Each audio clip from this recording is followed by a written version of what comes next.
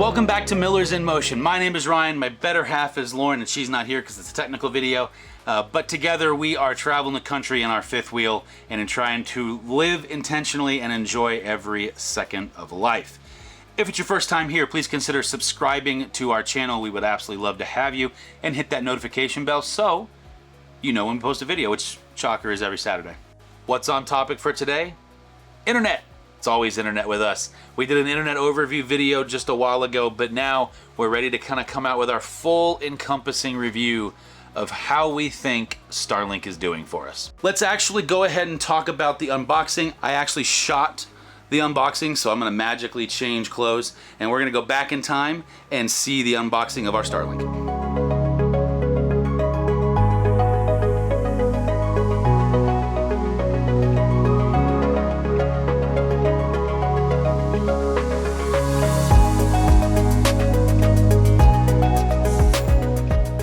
Okay, just a quick overview of what comes in the box. You have your stand, your cable that is attached to the dish or the dishy, and then you have your router itself along with a power cable. So just for the purposes of this test again, we're running the Starlink just right out front to a fairly open area. Everything I've read said you want a little more view of the northern sky. That's that way. So we shouldn't have any problems right there. I'm about to get the app up and throw that up, but we're just going to run the Starlink right there for now, and then eventually what we'll do is we'll get a pole for the back of the RV that will allow us to elevate the Starlink above the roof of the RV, which will probably give us better signal kind of overall. All right, so essentially what's happened now is the Starlink is calibrated and it's done its little thing sitting over there, just kind of chilling. For a little while I was concerned because it was pointed straight up, but it said it was online, but our neighbors have Starlink too, and theirs was pointed, well, at that angle. And so it finally adjusted, which I'm not gonna lie, was pretty cool. It just kind of does its own little thing. But it's downloading an update now, so it's going to take a minute. So I'm going to let it kind of do its thing, and then when it's done, we will come back and do some speed tests and compare it to the T-Mobile. Also, so we're going to eventually connect this to a PepWave multi-router. It's the PepWave Max Transit Duo. It does have SIM cards in it, so it has one AT&T SIM card, and then it had a previous card that we've since canceled for mobile must-have. That was a T-Mobile unlimited plan for $150 a month. Starlink is essentially replacing that. And then we also have the T-Mobile 5G home internet. So the T-Mobile 5G home internet is its direct competitor. So we're trying to decide which is our primary and which is our secondary, and if we're going to have a secondary. I'm not going to lie, I struggle spending more than $150 a month on internet. Technically we spend more than that because of the AT&T SIM card, but that is a very cheap grandfathered plan we've had for over 10 years that is actually in part of our cell phone plan. So, you know, before I go in, it's safe to point out, I just said that I was going to hook the Starlink up to our PepWave. Well, so if you look, there are no extra ports on this. So if you want to hardline an Ethernet cable into this, you have to purchase an adapter. Now, it's only $25 through Starlink, at least that's what I saw. If you buy it aftermarket, it can get up to 50 or 60. So if we decide we like this, I'm going to order that, and that's how I will actually run this. So this will go in a more convenient place and go and be put away when Starlink gets put away until we get ready to do any moving or anything like that. And so, yeah, so if you do need to hardline this in, you will have to buy a $25 adapter from Starlink, which if we decide to keep it, I will purchase. All right, so now that you saw the unboxing and what we've done initially, I am going to show you kind of the final installation and how we actually are utilizing our Starlink. So with that being said, we're going to go right to the back of the RV, and shocker, just like everybody else, our Starlink is on the ladder. Okay, so our Starlink is on a Flagpole Buddy 2.0 mounting system. It does go just above the roof. That does a couple things for us. One, it allows it to get above the roof line, so it kind of gets the Starlink up just a little bit, so that really helps us out quite a bit. In addition, it also gets it off the ground. So we did keep the base that came with our Starlink, and the whole point of that is so that if we're in a position where we need to move it because of trees or something else, we still can mount it the traditional way and move it somewhere else. But for the most part, we're going to utilize the flagpole buddy too, and so far we've actually really enjoyed it. I'm going to flip you around and show you exactly what we do as far as the cabling and where we put the router and everything else.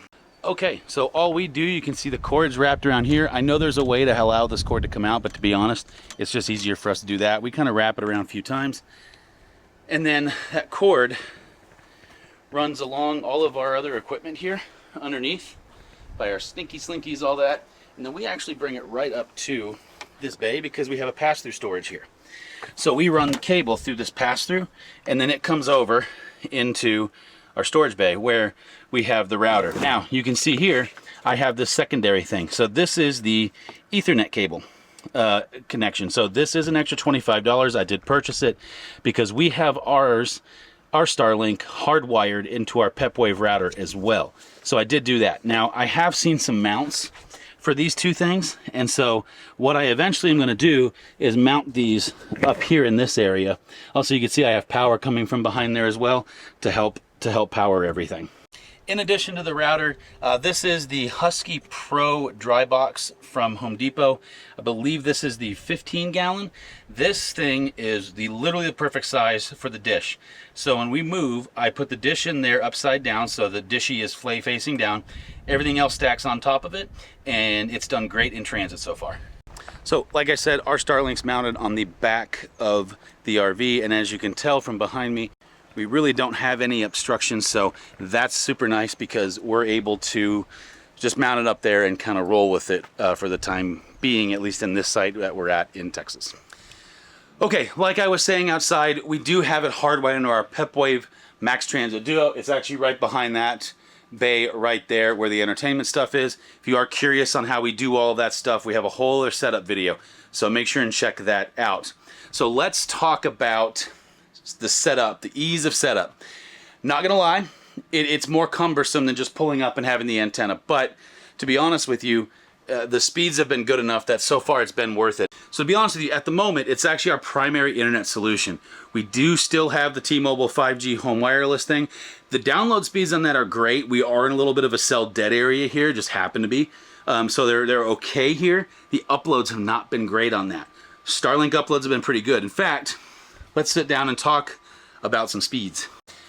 So speed is always the thing that is going to kill Lauren and I, at least with our internet. You know, we had a mobile must-have card and that did okay. It is a third-party provider. We did cancel that prior to buying the Starlink, and we canceled that prior to the whole Nomad internet debacle. So, and I'm not weighing in on that in any capacity. I don't honestly know. We know people that were affected by it. We hope that it all works out for them. It's just kind of a crappy situation for everybody.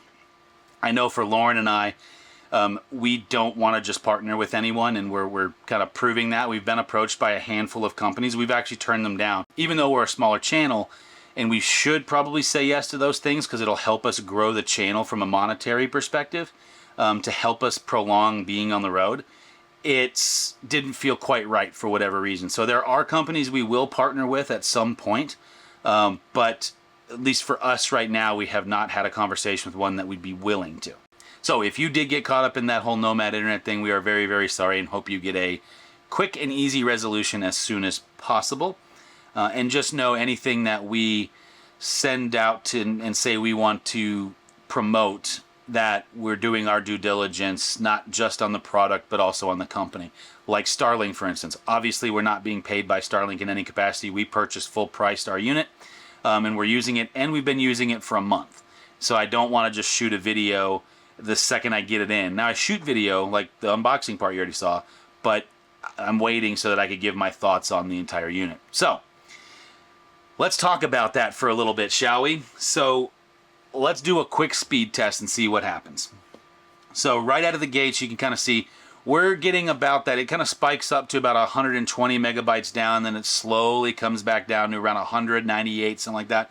That's pretty average for here. During the day, it seems to be a little higher.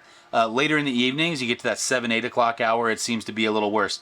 I think the slowest speeds we've ever seen were around 30, 35 megabytes down.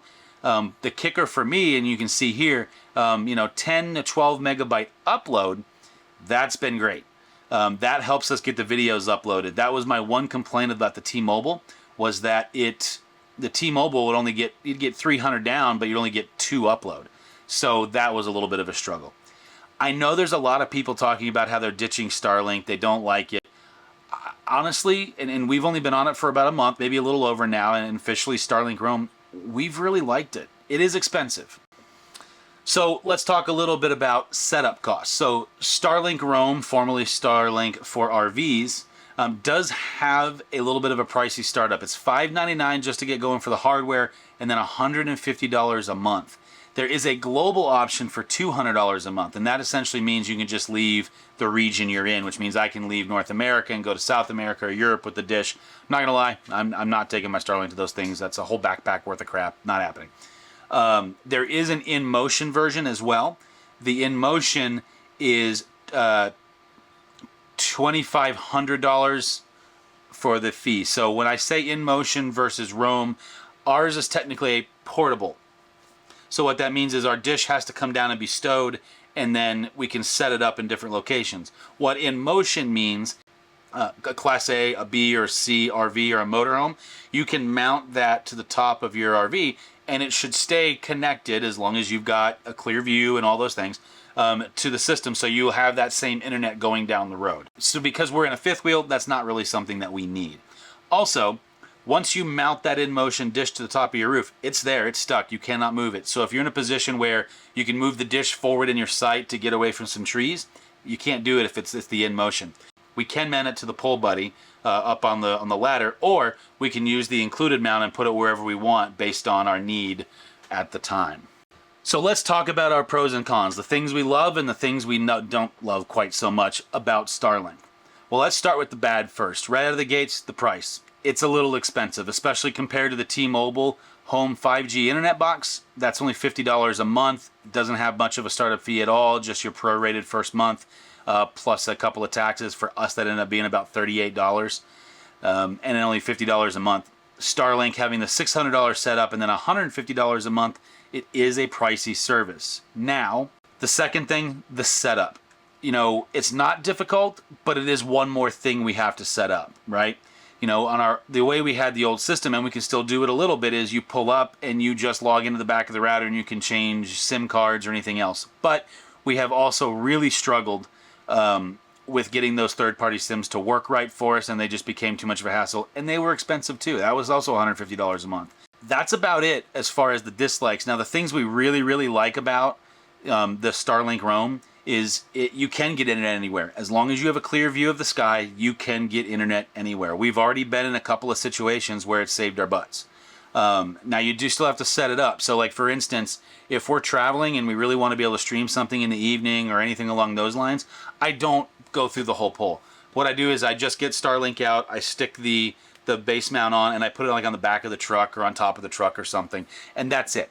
It's faster to do it that way. It's a little bit easier. So that's one thing we absolutely love about it. The speeds. I know there's a lot of people complaining for some reason about the speeds, and to be honest, yes, it's not getting 300 down all the time. It does most of the day, and in the evenings it gets 20 or 30. 20 or 30 for what we're doing is plenty. I mean, to stream a show, you don't need that much. Now, yes, can you get it? Sure. But at the same time, too, you know, we haven't experienced lower than 20. I think 25 to 28 is probably the lowest we've ever seen. So, as a whole, it's actually been pretty solid. Now, have we used this all over the U.S.? We haven't. We've used it in select places. It was great here. It was great in Waco. It was great up north. It was great out west. But that's really the only places that we've used it. We do have a lot of trips coming up here pretty soon. We are getting ready to head to the Midwest for a little bit. We're hoping to go out towards New Mexico again for a little bit at some point during the summer. So we will be able to continuously test this. We also have not gotten into a position where we've had heavy trees. So where we are excited to try and play with it, essentially. You know, we talked about doing a Run Disney event with Chris and Martha from Venturesome Couple, and I can't imagine Starlink does great at Fort Wilderness. So that's another place where we'd have to rely on different means, and that's why you have redundancy in your internet. So overall, would I buy Starlink Roam again? I would. I do wish that they had residential with portability still, because for us, you know, it would have been great, because we do come back to Fort Worth, Texas so much, to have the residential set up here. and then to use the portability or the deprioritization side of it when we are on the road. But that's not the case. We are on roam. It has been pretty solid, and my phone is ringing now. And it's been pretty solid for us. Thank you guys so much for watching. I hope this helped answer any updated questions about Starlink. If you have any others, please leave them in the comments below. I'd be more than happy to let you know where we are at in the current. I'm sure we'll do an update video at some point over our Starlink system. Again, thank you guys so much for watching. If you haven't yet, make sure and hit that subscribe button. Also, make sure and go check out RV Unplugged. It's getting good. It's getting really good at the time of this. It might be over by the time you see it, but if you haven't, go back, binge watch the entire season of RV Unplugged on YouTube. We will see you guys next weekend. Bye, Mom.